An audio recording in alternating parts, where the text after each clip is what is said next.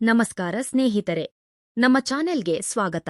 ಸ್ನೇಹಿತರೆ, ಹರಿಯಾಣದ ಒಂದು ಹಳ್ಳಿಯಲ್ಲಿ ಒಂದು ಸಣ್ಣ ಕುಟುಂಬ ವಾಸಿಸುತ್ತಿತ್ತು. ಆ ಕುಟುಂಬದಲ್ಲಿ ಸುಮಾರು 30 ವರ್ಷ ವಯಸ್ಸಿನ ರೂಪಾ ಎಂಬ ಮಹಿಳೆ ಇದ್ದಳು. ಒಂದು ರಾತ್ರಿ ಊಟದ ನಂತರ ರೂಪಾ ತನ್ನ ಕೋಣೆಯಲ್ಲಿ ಹಾಸಿಗೆಯ ಮೇಲೆ ಮಲಗಿದಳು. ಆದರೆ ಅವಳಿಗೆ ನಿದ್ರೆಯೇ ಬರಲಿಲ್ಲ. ನಂತರ ರೂಪಾ ತನ್ನ ಮೊಬೈಲ್ ಫೋನನ್ನು ಆನ್ ಮಾಡಿ ಒಂದು ಪ್ರೇಮಕಥೆಯನ್ನು ಕೇಳಲು ಪ್ರಾರಂಭಿಸಿದಳು. ಅದನ್ನು ಕೇಳುತ್ತಿದ್ದಂತೆ ಅವಳ ಮನಸ್ಸಿನಲ್ಲಿ ವಿಚಿತ್ರ ಚಲನೆಯುಂಟಾಗಿ ತನ್ನ ಸಂಗಾತಿಯ ಸಾಮೀಪ್ಯದ ಹಂಬಲ ಅವಳಲ್ಲಿ ಮೂಡಿತು. ಆದರೆ ಆ ಸಮಯದಲ್ಲಿ ರೂಪಾಳ ಪತಿ ಮನೆಯಲ್ಲಿ ಇರಲಿಲ್ಲ. ಅವನು ಕೆಲಸದ ನಿಮಿತ್ತ ನಗರದಲ್ಲಿದ್ದನು. ನನ್ನ ಮನದ ಆಸೆಗಳನ್ನು ಮತ್ತು ದೈಹಿಕ ಅಗತ್ಯಗಳನ್ನು ನಾನು ಹೇಗೆ ಪೂರೈಸಿಕೊಳ್ಳಲಿ ಎಂದು ಅವಳು ಚಿಂತಿತಳಾದಳು. ಆ ತಳಮಳದಲ್ಲಿ ರೂಪಾ ಕೆಲವು ಅನುಚಿತ ಹಾದಿಗಳನ್ನು ಹುಡುಕತೊಡಗಿದಳು. ಆದರೆ ಅವಳಿಗೆ ನಿರೀಕ್ಷಿತ ನೆಮ್ಮದಿ ಸಿಗಲಿಲ್ಲ. ನಂತರ ಏನಾದರೂ ತಿನ್ನಲು ಸಿಗಬಹುದೇ ಎಂದು ನೋಡಲು ಅಡುಗೆ ಮನೆಯ ಫ್ರಿಡ್ಜ್ ಹತ್ತಿರ ಹೋದಳು. ಅಲ್ಲಿ ಅವಳಿಗೆ ಒಂದು ಸೌತೆಕಾಯಿ ಕಂಡಿತು. ರೂಪಾ ಅದನ್ನು ತೆಗೆದುಕೊಂಡು ನೇರವಾಗಿ ತನ್ನ ಕೋಣೆಗೆ ಹೋದಳು. ಅಲ್ಲಿ ಅವಳು ಆ ವಸ್ತುವಿನೊಂದಿಗೆ ಕೆಲವು ಅಸಹಜ ಮತ್ತು ಅಪಾಯಕಾರಿ ಪ್ರಯೋಗಗಳನ್ನು ಮಾಡಲು ಮುಂದಾದಳು. ಆ ಭರದಲ್ಲಿ ಅವಳು ತನ್ನ ಪ್ರಜ್ಞೆಯನ್ನೇ ಕಳೆದುಕೊಂಡಂತಿದ್ದಳು. ಆದರೆ ದುರದೃಷ್ಟವಶಾತ್ ಆ ಸೌತೆಕಾಯಿಯು ಒಳಗಡೆಯೇ ಮುರಿದು ಹೋಯಿತು. ಅದರ ಒಂದು ಭಾಗವು ಶರೀರದ ಒಳಗೆ ಉಳಿದುಕೊಂಡಿತು. ರೂಪಾ ಅದನ್ನು ಹೊರತೆಗೆಯಲು ಎಷ್ಟೇ ಪ್ರಯತ್ನಿಸಿದರೂ ಅದು ಸಾಧ್ಯವಾಗಲಿಲ್ಲ. ನಂತರ ಈ ವಿಷಯ ರೂಪಾಳ ಮಾವ ಶಿವಪ್ಪನವರಿಗೆ ತಿಳಿದಾಗ ಅವರು ಮಾಡಿದ ಕೆಲಸ ಊಹಿಸಲು ಅಸಾಧ್ಯವಾದುದಾಗಿತ್ತು.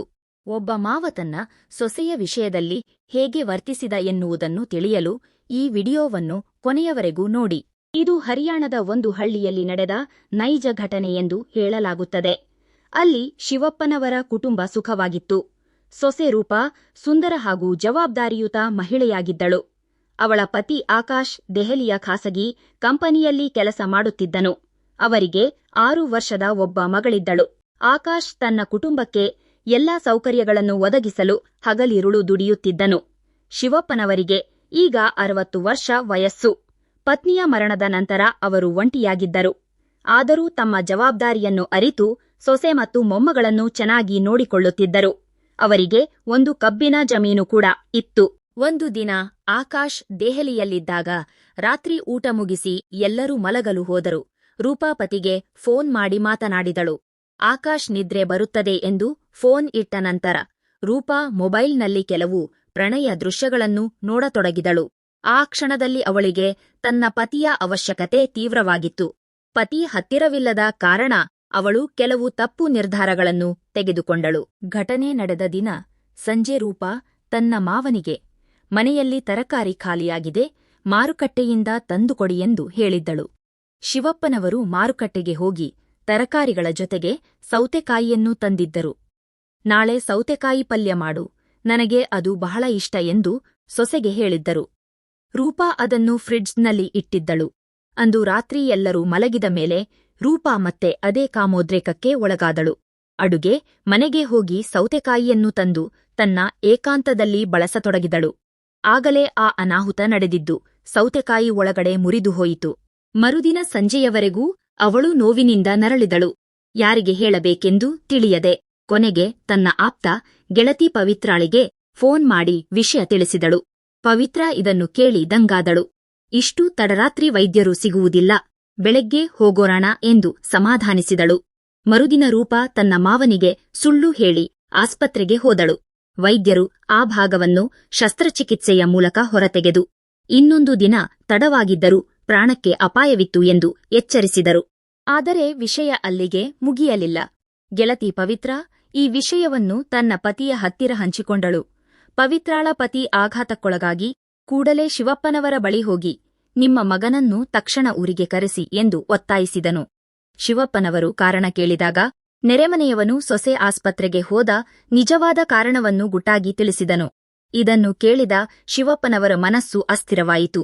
ಸೊಸೆಯೇ ಹೀಗೆ ಮಾಡಬೇಕಾದರೆ ನನಗೂ ಏಕೆ ಸುಖ ಸಿಗಬಾರದು ಎಂಬ ವಿಕೃತ ಆಲೋಚನೆ ಅವರಲ್ಲಿ ಮೂಡಿತು. ಅಂದು ರಾತ್ರಿ ಶಿವಪ್ಪನವರು ರೂಪಾಳನ್ನು ನೇರವಾಗಿ ಪ್ರಶ್ನಿಸಿದರು. ರೂಪಾ ಮೊದಲು ಮುಚ್ಚಿಡಲು ಪ್ರಯತ್ನಿಸಿದರು. ಮಾವನಿಗೆ ಸತ್ಯ ತಿಳಿದಿದೆ ಎಂದು ಗೊತ್ತಾದಾಗ ಅವಮಾನದಿಂದ ತಲೆತಗ್ಗಿಸಿದಳು. ಆಗ ಶಿವಪ್ಪನವರು, ಇದರಲ್ಲಿ ನಾಚಿಕೆ ಪಡುವಂತದ್ದೇನಿಲ್ಲ, ನಾವಿಬ್ಬರು ನಮ್ಮ ಒಂಟಿತನವನ್ನು ಒಟ್ಟಾಗಿ ನೀಗಿಸಿಕೊಳ್ಳೋಣ ಎಂಬ ಅಧರ್ಮದ ಪ್ರಸ್ತಾಪವನ್ನು ಮುಂದಿಟ್ಟರು. ರೂಪಾ ಮೊದಲು ವಿರೋಧಿಸಿದರು. ನಂತರ ಈ ವಿಷಯ ಕುಟುಂಬದ ಹೊರಗೆ ಹೋಗಬಾರದು ಎಂಬ ಕಾರಣಕ್ಕೆ ಮಾವನ ಇಚ್ಛೆಗೆ ಶರಣಾದಳು. ಇಬ್ಬರ ನಡುವೆ ಅನೈತಿಕ ಸಂಬಂಧ ಪ್ರಾರಂಭವಾಯಿತು. ಹಲವು ದಿನಗಳ ನಂತರ ಒಂದು ಮಧ್ಯಾಹ್ನ ಅವರಿಬ್ಬರೂ ಕೋಣೆಯಲ್ಲಿದ್ದಾಗ ನೆರೆಮನೆಯ ಪವಿತ್ರ ಅಕಸ್ಮಾತ್ ಆಗಿ ಅಲ್ಲಿಗೆ ಬಂದಳು. ಶಿವಪ್ಪ ಮತ್ತು ರೂಪಾಳ ಸ್ಥಿತಿಯನ್ನು ಕಂಡು ಅವಳಿಗೆ ಎಲ್ಲವೂ ಅರ್ಥವಾಯಿತು. ಈ ಸುದ್ದಿ ಕಾಡಿಗಿಚ್ಚಿನಂತೆ ಹಳ್ಳಿಯಾದ್ಯಂತ ಹರಡಿತು. ಗ್ರಾಮಸ್ಥರು ಆಕಾಶ್ಗೆ ಫೋನ್ ಮಾಡಿ ವಿಷಯ ತಿಳಿಸಿದರು.